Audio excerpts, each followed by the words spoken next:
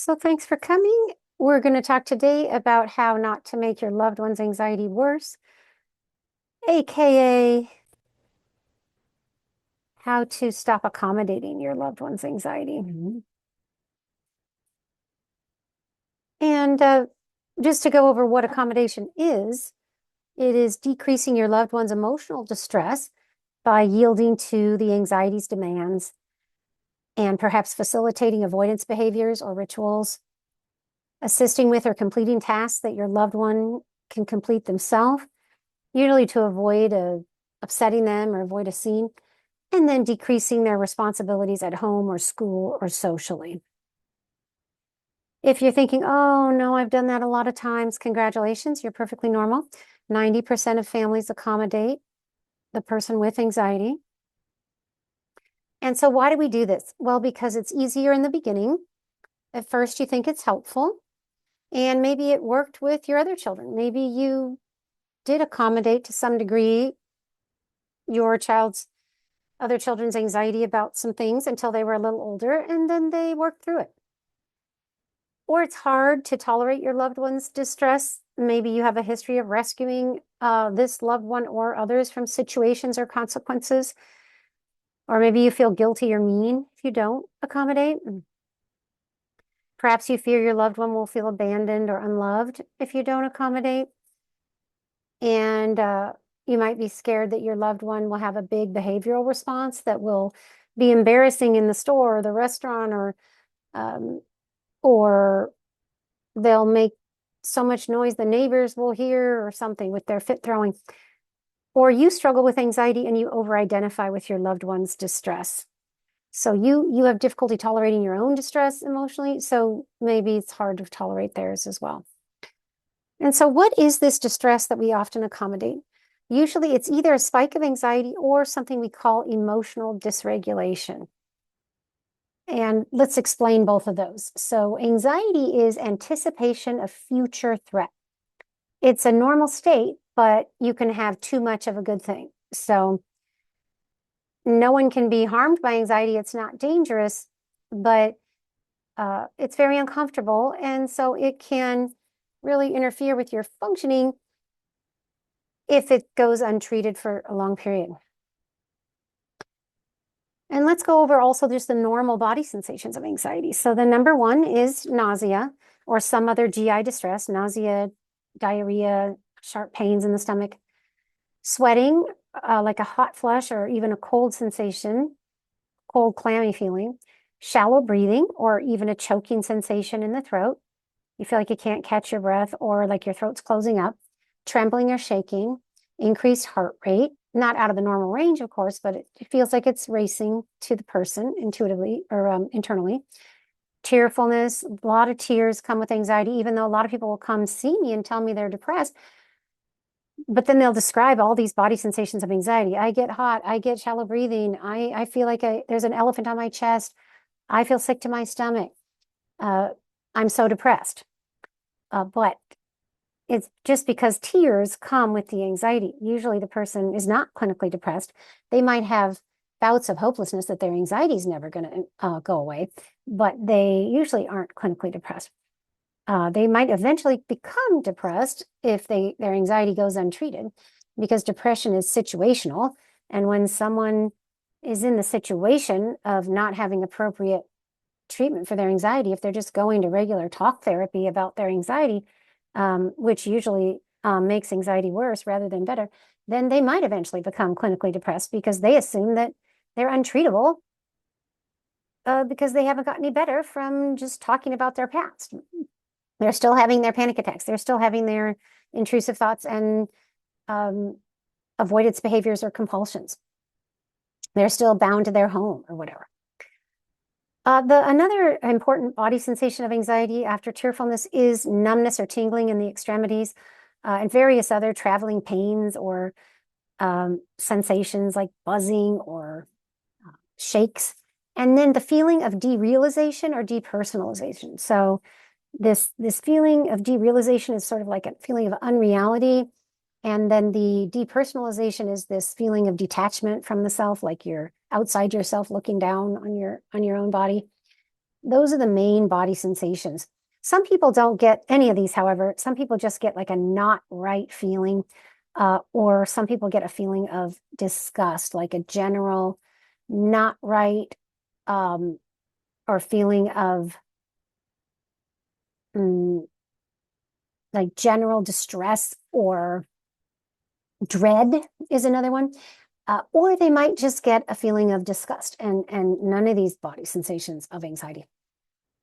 And then at the bottom here on this slide, we have the three main fears that go with anxiety, which is the fear of dying. These sensations are going to harm my body in some way, which isn't a thing. The fear of losing your mind, losing control of your faculties. So that's the second fear. And then the third fear is that the feeling will never end or that it'll be worse the next time. So these I call the three lies from anxiety. This fear that the anxiety will harm the body or harm the mind or will never end or will be worse in the future. Those always come with these spikes of discomfort.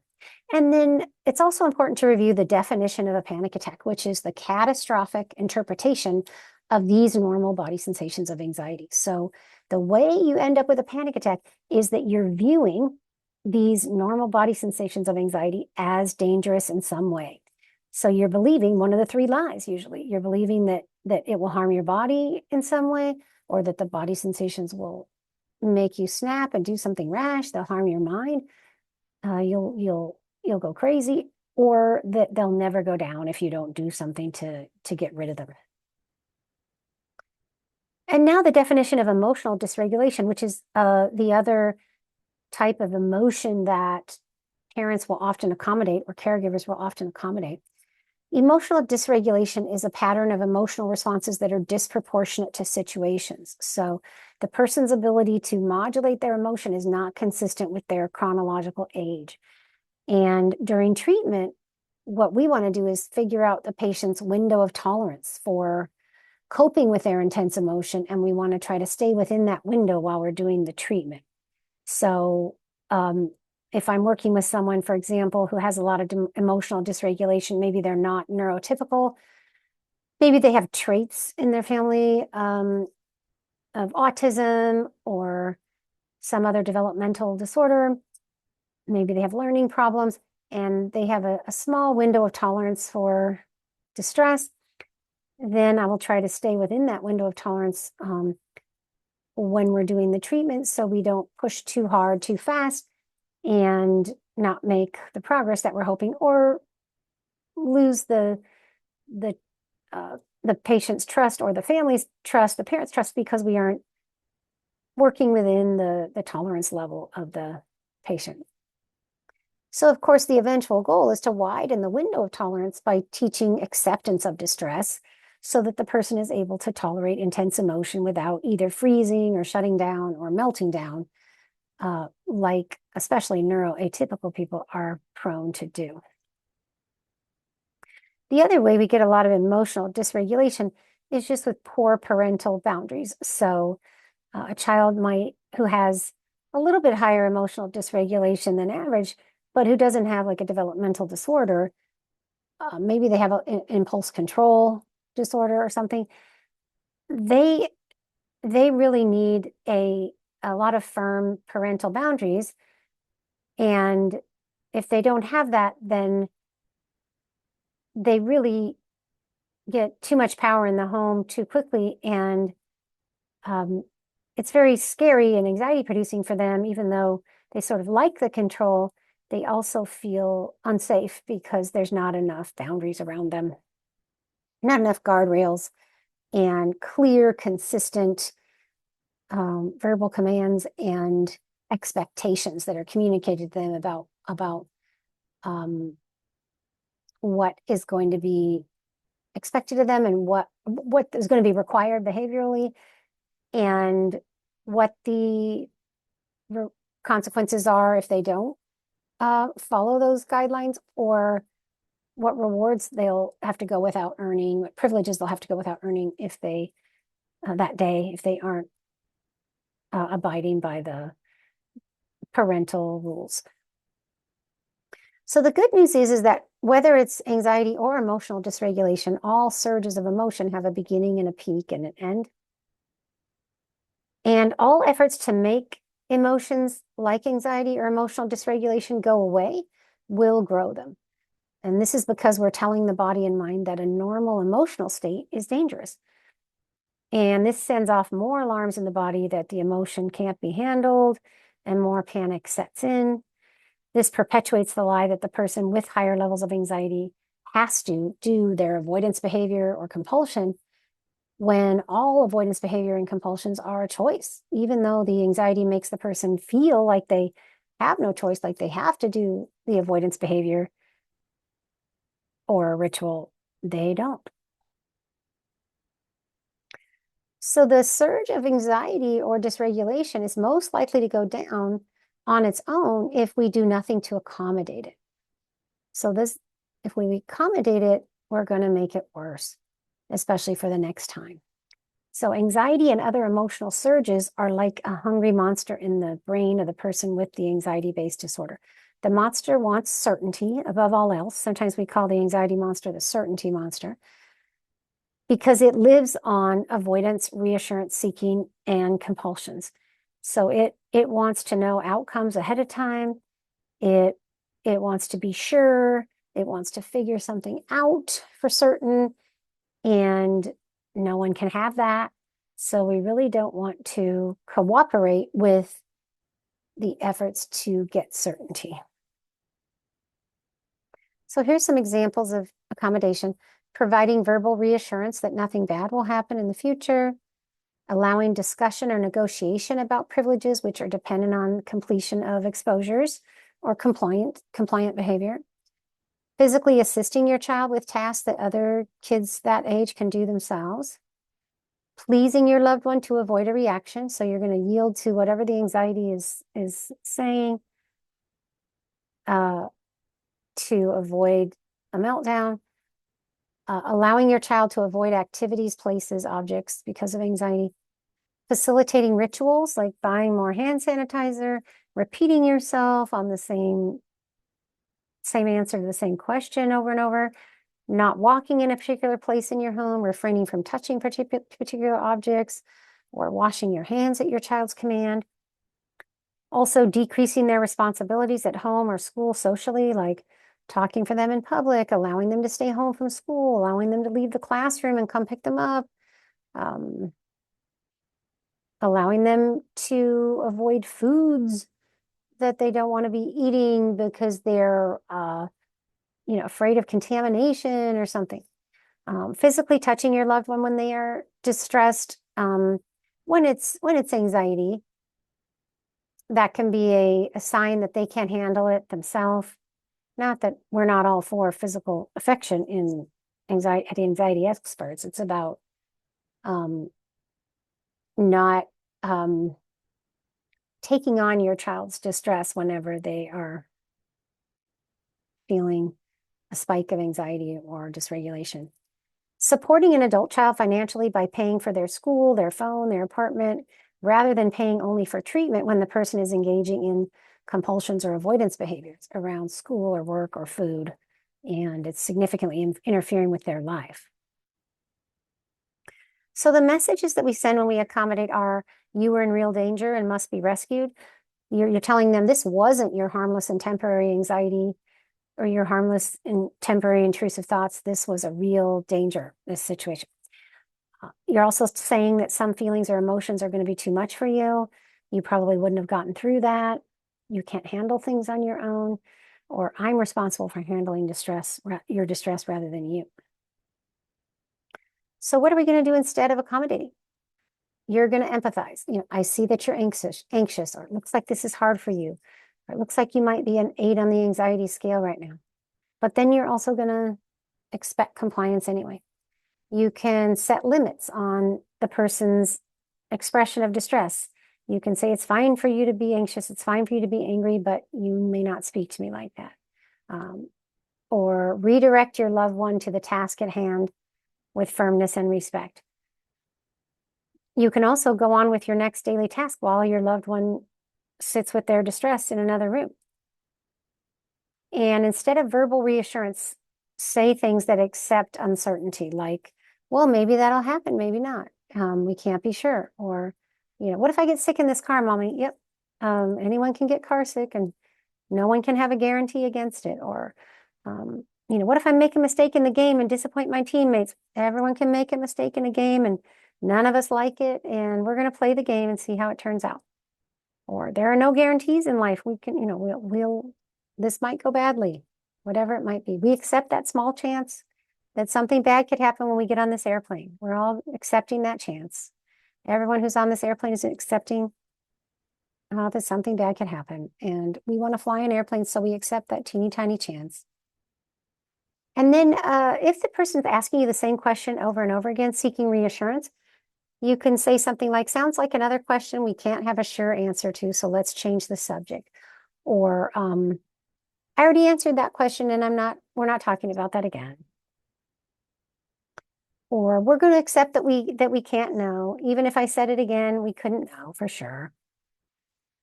Also, you can maintain a consistent and united front with your loved one. So tell your co-parent what you do that works in terms of not accommodating, and you can use their strategies that work well for them, and they can use your strategies that work well for you.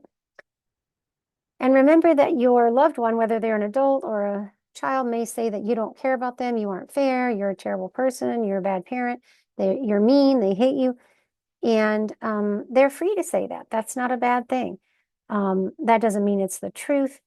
And you also don't have to talk about that and justify yourself in that moment. You can accept what they say. You can emotion coach them and say, of course that this seems unfair. Of course this is unfair to you because it's making you so uncomfortable, and because you haven't done this in a long time, and it's very scary to you, and because I'm not listening to a word you're saying, and I'm still saying you have to go to camp today. So it's emotion coaching, but not providing a bunch of logic and here's why, and getting really roped into verbally discussing something that is not really up for discussion because you're still going to require compliance. So when the child is calm later, or the young adult, then you can use logic or whatever when we're not in the moment in a big spike of discomfort. And by the way, in case when I've been using the words reassurance seeking, you don't know what I mean, let's talk about how you can recognize reassurance seeking. Here's a slide on the difference between information seeking and reassurance seeking. So information seekers ask a question once. Reassurance seekers repeatedly ask the same question, usually in slightly different ways. Information seekers ask a question to be informed, while reassurance seekers ask questions to feel less anxious. Information seekers accept the answer provided, while reassurance seekers respond to the answer by challenging the answer, arguing, or insisting that the answer be repeated or rephrased. Information seekers ask someone who's qualified to answer the question, and then they accept that answer. Reassurance seekers ask two people to get another answer, and then they pit one answer against the other. Information seekers ask questions that are answerable, while reassurance seekers ask questions that are unanswerable. And those are the only things that anxiety gets stuck on anyway, just unanswerable questions, right? It doesn't get stuck on, 2 + 2 = 4. That's not, anxiety doesn't get stuck on that. Information seekers want the truth, and which is usually an it depends answer, right? And reassurance seekers want a desired response. Information seekers accept relative, qualified, or uncertain answers where appropriate, but the reassurance seeker wants an absolute, definitive answer, whether it's appropriate or not. Should I get that medical test? Well, there is no 100% sure absolute answer. You can get it if it's recommended on the best guess of your doctor, but then we're going to go with that, and we're not going to necessarily have a bunch of additional tests, because many reasonable people, with lower levels of anxiety, would have accepted the one test, or maybe one second opinion max, right? And that would be it. And they would just go with that unless there were further tests recommended by one of those 2 opinions. Information seekers pursue only the information necessary to form a conclusion or make a decision, and reassurance seekers keep pursuing more and more information without ever forming a conclusion or making a decision. And this can be on, a financial decision or retirement. This could be if someone's stuck on retirement right now, or this could be forming a conclusion on what your college major should be, or your, what to eat. My patient with bulimia might go on and on about, they might be in a store changing what's in their cart 3 times because they want certainty about, and then they might walk out of the store with only half or fewer items that they came for than what they came for. And so here is the reason not to provide reassurance. The number one reason is there's never going to be enough of it. The person is going to keep seeking more reassurance. The doubt's going to set in right after you answer the question. And the more you give of it, the more they will want. And it's so exhausting that you really have to just walk out of the room or say, no, we're not talking about that. Or even if I answered that, you would have more doubt and want to ask me again or in a different way. And so I'm not going to answer that. I love you so much, I'm not going to answer that, right? When you stand up to your loved one's anxiety like that by kindly refusing to reassure them or accommodate them, then they can in turn stand up to the anxiety monster. They can blame it on you and say, you're their excuse. My stupid parent wouldn't answer that question, so I guess I have to accept the uncertainty and go on with my day now. So when you are making this paradigm shift to stopping the accommodation, it's going to be work. It's realizing that your loved one's anxiety has too much power in the home, and taking charge is a wonderful gift to them, but it is hard work. But your loved ones will feel safest when you are firmly in charge, and their out of control behavior can't continue because they know what the limits are, what the boundaries are, and that they won't be accommodated. And at first they will be upset about the changes, and they will feel scared, anxious, but then when they see you are consistent and determined, they will adapt. So I just want to show a brief video. I believe this is the one on reassurance. Just want to show that.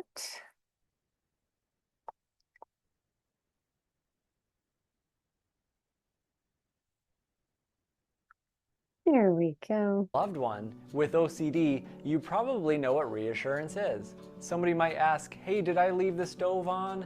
Did I turn off the lights? Did I close the garage? Did I accidentally hit that person? Am I a bad person? If that thing that I just touched, is that gonna make me sick? Did I wash my hands? Is that soap 100% pure and clean? Is God disappointed in me? Is that red speck over their blood? Did I really do that thing that my brain said that I did? These are just some examples of what questions somebody might ask who has OCD. They need to know their brain is going to be telling them that you feel anxious, you're not sure, so ask somebody. I feel so confident thanks to Weight Loss by Hers. I'm down to my goal weight. My friends and family are all noticing my... These questions are often asked to parents, they're asked to spouses, they're asked to friends, they're asked to individuals on the internet on different forums. And the answers that you might give them, which we've learned our entire life, is to give reassurance. We're gonna say, no, you are a good person. No, you didn't really hit somebody. Yes, the garage door is locked. No, you're not gonna get sick. Yes, I washed my hands before I prepared dinner. We give those answers because we want the other person to feel okay, to feel all right. We've learned this throughout our entire life. This is just normal human behavior. But when it comes to OCD, this is very detrimental. Because guess what happens? This person just learned that, hey, I asked, if they washed their hands, they said yes. My brain says, okay, well, they washed their hands, so I must be all right. Their brain might doubt, their brain might question and say, wait, you said you washed your hands, but are you sure you washed your hands? I didn't see you wash your hands. Can you go wash your hands again for me? Their brain's going to doubt, it's going to question even the reassurance you just gave them. That's the reason that somebody might ask again and again and again. That's why they call OCD the doubting disease. You want to make your loved one feel good, so you're going to give them a good reassuring answer. I wish that worked, but it doesn't. It gives them that temporary relief until their brain starts questioning and doubting, and then sends them through that OCD cycle all over again for them to feel that urge, feel that need to start asking again. So when it comes to accommodation, this is kind of like reassurance, except for the person is doing something to avoid a perceived threat or fear for that person. As an example, I walk into a restaurant that has a play place. The only seat that's available is the one right next to the play place, but I know that my loved one does not like kids. They have intrusive thoughts, they have worries, they have fears, they have doubts. So I'm purposely going to say, hey, you know what, let's take this food home, because I don't even have to explain. I just know that I'm protecting the individual because I know that they don't like kids, because they make them feel anxious. So I've already chosen, I've already done the reassurance before they've even gotten here. I've done the accommodation. This can be done in so many different ways that I only get this kind of soap for the person because that's the kind that works for them. Or I only sit on one part of the couch because they don't like me sitting on the other part of the couch. And who cares? It's not that big of a deal. I'll just do it. Essentially, I am changing my own behaviors for the other person. Whether it's a small deal or it's a big deal, I want the other person to feel okay. So reassurance and accommodation, both of these can be very detrimental to somebody who has OCD. So you might be asking, all right, then what do I say? What do I do? And here you go. Hopefully this individual is working with a therapist already, so they know the type of treatment that they need to start working on. But essentially, we want to remove all reassurance and accommodation into somebody's life. Don't just completely cut it off. That's not going to be helpful. It's actually going to be probably more harmful. But work with the therapist, work with the individual, and start coming up with certain things that can no longer be answered. For instance, if somebody is working on the fear if they are a good person or a bad person, you might say, you know what, this is kind of like small in my life. This other thing's really big, so this one's small. So I'm actually going to say, hey parents, hey loved one, whoever, make sure if I come to you and I say, hey, do you think I'm a bad person because I had this thought, that your answer might be, you might just do that, shrug your shoulders. You might say maybe, maybe not. You might say, I don't know. You might say, I love you. You might say, I'm so sorry you're going through this. But you're not saying, of course you're a good person. You give to others all the time. You would never really do that thing that your brain said you're gonna do. Both of them show love. Actually, the one where you're not giving that reassurance or accommodation probably shows more love because it's hard. It's hard to do that because that means you just chose for that person to possibly feel a little bit more anxious. But they've got to do the rest of the work.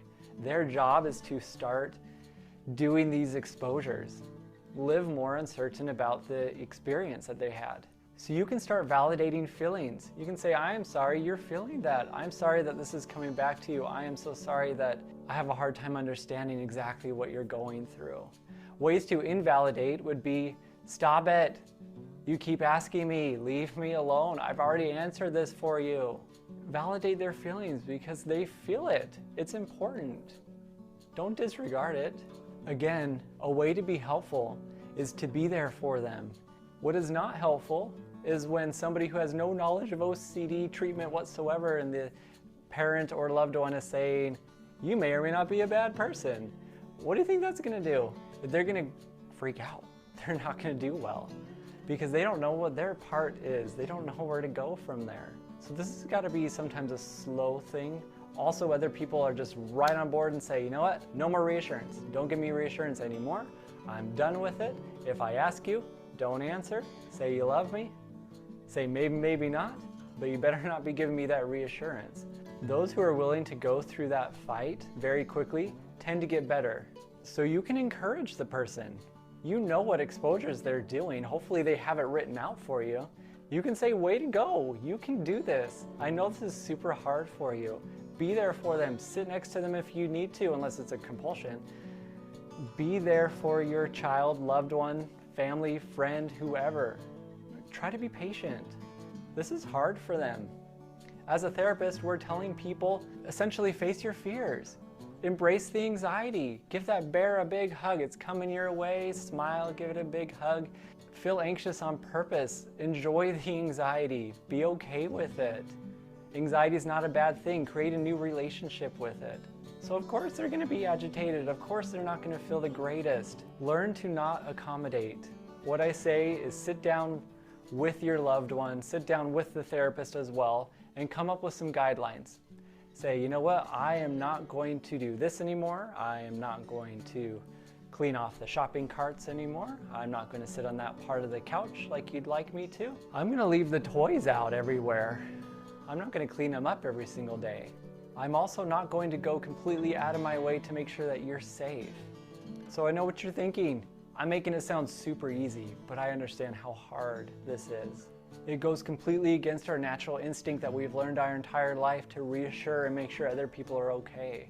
It takes a lot of practice. I find that when the individual who's suffering with OCD is on board with it, obviously the process is much easier.